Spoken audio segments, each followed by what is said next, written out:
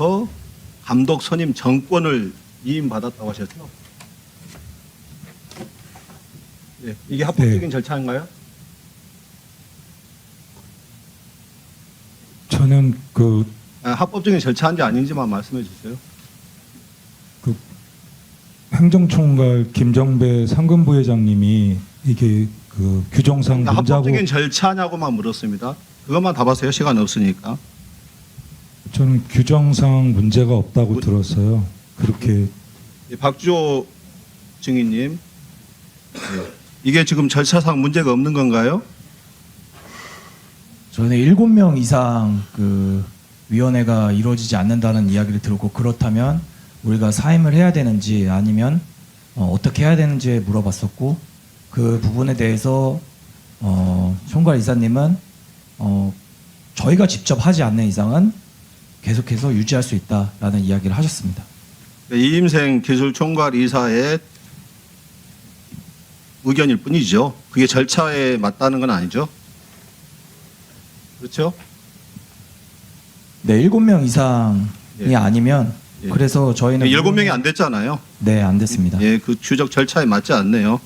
그 이임생 이사님은 그 포엣과 뭐 박은호 면담 후에 홍명보 감독에 대한 면담을 진행했다고 하셨죠. 예. 박은호와 포엣 면담 과정에서 동행한 사람이 누구였습니까? 당시에 김대엽 본부장, 그다음에 변호사, 그다음에 행정직원 통역 이렇게. 근데 홍명보 감독과의 면담 과정에는 누가 동행했습니까? 면담은 저랑 홍 감독님 둘이 했습니다. 면접의 내용은 무엇이었습니까? 주로 그 포획과 이제 박은호 분이 그 축구 철학이었습니다. 그 홍명보 감독이 맡아줘야만이 된다 이런 말 하지 않으셨나요? 제가 그 감독직을 제안한 거 아닙니까? 면담입니까? 감독직 제안입니까? 저는 그 면담을 하기 위해서 홍 감독님한테 부탁을 좀 했고요. 그다음에 끝난 다음에는 이분이 한국 축구에 적합한다는 판단이 들어서 제가 이렇게 요청을 이게 드렸습니다. 면접입니까? 그 위원님 혹시 좀 제가 설명할 시간을 좀 주실 수? 아니 면접에서 왜 그걸 홍 감독이 감독을 맡아야 하는지를 수차례 말씀드린 게 그게 면접이냐고요? 위원님, 제가 이것도 어떻게 보면은 제가 배워가는 과정인 것 같습니다. 전력위원회에서 대한민국 축구협회 감독을 선임하는 과정이 배워가는 과정으로 변명이 될 거라고 생각하십니까? 전력위원회에서 최종 후보 3명이 뽑히면요, 이 분들은 의사타진을 하고 협상의 대상자 분들입니다. 예. 그래서- 그만하시고요. 우리 박문성 참고인님, 지금 이 문제에 대해서 어떻게 생각하십니까? 축구인의 한 사람으로서. 뭐 개인적으로는 좀 서글프기도 하고 참담하기도 좀 합니다. 그러니까 네. 지금 앞서서 얘기하신 특히 이제 축구협회 쪽 분들의 얘기를 들으면 짧게. 다른 나라, 다른 세상을 살고 있는 듯한 느낌이에요. 그러니까 많은 사람들, 저희 팬들도 아마 지금 지켜보고 계실 텐데 과정과 절차에 대한 이야기를 계속 하고 있는데 다른 이야기를 하고 있는 거죠. 그래서 많은 사람들이 그게 정당했냐라고, 공정했냐라고 얘기했는데 그래서 공정했다라고 얘기하니까 저는 사실 개인적으로 납득이 잘 안 됩니다. 예. 예, 장관님께 묻겠습니다. 네네. 공정한 절차를 벗어난 감독 선임에 대해서 장관님의 생각은 어떻습니까? 저는 어쨌든 그 절차적인 건 굉장히 중요하다고 생각하고요. 한두 사람 일이 아니기 때문에 그래서 저희들이 지금 감사는 하고 있고요. 10월 2일 날 이 부분에 대한 발표를 먼저 할 겁니다. 그래서 그날 이 감독 선임 절차에 대한 문제 발표를 하고요. 잘못된 지점은 분명히 지적하고 이 감독의 거취 문제는 축구협회가 그 이후에 이제 결정을 해야 되겠죠. 예, 홍명보 감독님께 묻겠습니다. 예, 본인은 절차적으로 합법적인 절차에 의해서 선임이 됐다고 하셨는데 만약에 절차에 위법이 발생해서 불공정한 절차에 의해서 감독직에 임명이 됐다. 그랬을 경우는 어떻게 하시겠습니까? 의원님, 그것이 확인된다면 어떻게 하세요? 그에 대해서만 얘기해 주세요. 의원님 지금 저희는 월드컵 예선을 코앞에 놓고 있습니다. 그러니까 예선을 코앞에 두고 그 예, 문제가 아니라요.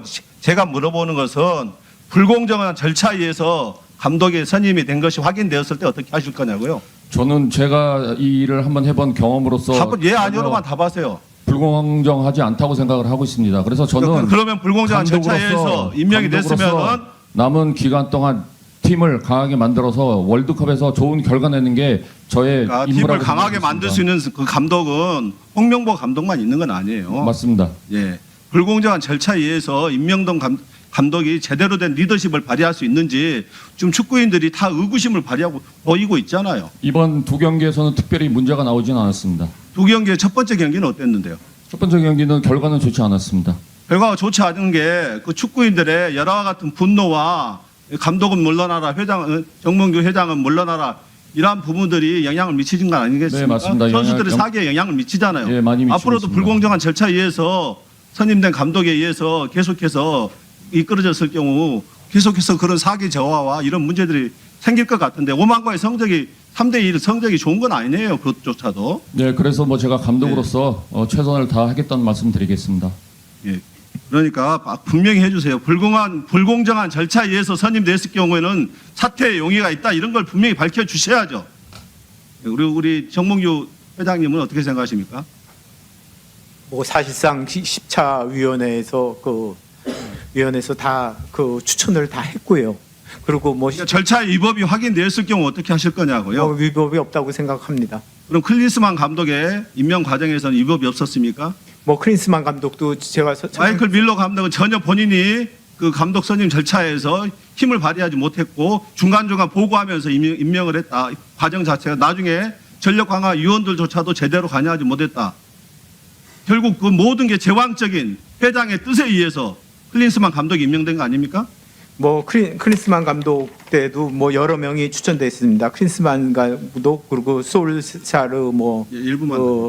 그 솔사르 감독도 임명이 그 후보로 그 제스트롭 네, 감독도 그러면은요. 이렇게 했었습니다. 어쨌든 클린스만 감독이 해임된 이후 위약금 문제가 지금 70억 원 이상으로 알려지고 있는데 위약금 관계는 어떻게 처리되고 있습니까? 뭐 크린스만 감독이 그 제가 뭐 단독으로 이렇게 그 임명하고 거기에 대한 책임을 져라 그래서 위약금 문제를 이렇게 말씀하시는 것 같은데요. 그 제가 알아서 크린스만 감독을 알아서 개인적으로 알아서 지시해가지고 그렇게 한 적이 없고요. 그리고 뭐 충분히 협회 재정에 문제되지 않도록 지원하고 있고요. 그리고 벤투 감독이나 코치진을 선임할 때도 제가 40억 외국인 클린스 감독 40억을 위약금 지원한 바 문제가 있습니다. 그 본인의 불공정한 그 임명에 의해서 감독 임명에 의해서 빚어진 것이라면 본인이 책임지겠습니까? 전혀 그렇게 생각하지 않습니다. 그러니까 그것이 그렇게 하겠습니다. 확인됐을 때 그렇게 책임지겠다는 하겠습니다. 것이죠. 예, 알겠습니다. 예, 수고하셨습니다. 다음은 강유정 위원님 질의하여 주시기 바랍니다. 정몽규. 자, 뉴스를 챙겨보시는 여러분들은 지금까지 이런 뉴스들을 볼 때마다 어떤 생각이 드시나요? 제가 항상 여러분들에게 뭐라고 말씀을 드렸어요. 여러분들처럼 뉴스만 평소에 잘 챙겨보셔도 돈을 벌 수 있다, 돈이 된다라고 말씀을 드렸는데 여러분들은 여기 보이는 트럼프와 해리스의 미국 대선에 관련된 뉴스를 보시면 어떤 생각을 하시나요? 아직도 그냥 뉴스만 보고 끝내는지 아니면 이 뉴스를 어떻게 활용할 수 있을까를 고민하고 계시는지를 되물어보고 싶습니다. 그 이유가 뭐냐면 제가 6월에 여러분들께 뭐라고 말씀드렸어요? 포항 앞바다에서 석유가 발견되었다. 그래서 대왕고래 프로젝트를 국가에서 추진하게 될 것이란 기사가 떴는데 뉴스만 보고 그냥 넘기지 말고 지금은 국내 석유 시추 생산 관련주에 관심을 가져서 투자 쪽으로 생각을 한번 해보셔야 한다고 말씀을 드렸습니다. 그리고 나서 이런 썸네일들 뉴스를 통해서 많이 보셨을 텐데요. 이런 포항 석유 발견 이슈가 나왔을 때 돈을 많이 버는 부자들은 어떻게 생각한다? 대부분의 부자들은 이런 뉴스들을 보고 어떤 종목이 가장 좋은지, 어디에 투자해야 돈이 몰리는지 자연스럽게 생각한다고 제가 말씀을 드렸죠. 부자들이 봤을 때는 뉴스가 곧 돈으로 이어지고 그 뉴스가 나에게 돈을 벌어준다는 경험적 확신이 있기 때문이라고 말씀드렸었는데 월급으로 부자가 되는 건 절대 불가능하다는 걸 이미 부자들은 알고 있습니다. 그래서 이번에도 마찬가지입니다. 보시면 아시겠지만 제가 지난번에도 구독이라고 문자 남겨주신 모든 시청자분들에게 포항 석유 발견 관련주 중 많은 종목도 아니고 가장 급등 확률이 높은 딱 한 종목 화성밸브를 여러분들에게 추천드렸습니다. 그러면서 여기 나와 있는 대로 정확히 어느 가격에 매수해야 하는지, 그리고 수익률이 어느 정도 나왔을 때 팔아야 하는지, 이런 부분들까지 여러분들에게 공유해 드렸었는데, 자, 지금 실제로 어떻게 됐다? 오른쪽을 보시면 아시겠지만 제가 6월 초에 이 화성밸브를 공유해 드리고 나서 단기간에 이렇게 주가가 2배 이상 급등이 나왔다. 그래서 최근까지도 전부터 봐주신 구독자 여러분들께서 이 종목으로 수익을 내실 수가 있었을 텐데요. 다시 한번 축하드린다고 말씀을 드리겠고, 자, 이번에도 마찬가지입니다. 앞으로 이슈가 될 수밖에 없는 게 미국 대선이라는 걸 잘 알고 계실 텐데 우리가 어떻게 생각해 볼 수 있다?